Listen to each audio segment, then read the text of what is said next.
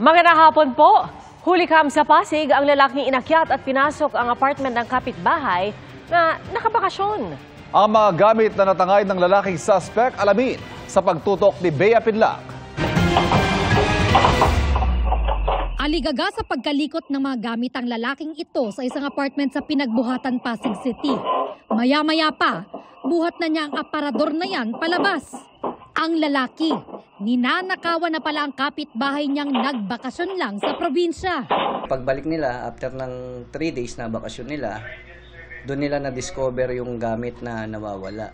Nung nagpala po tayo, na-identify po natin yung suspect na isa rin palang kapitbahay nila.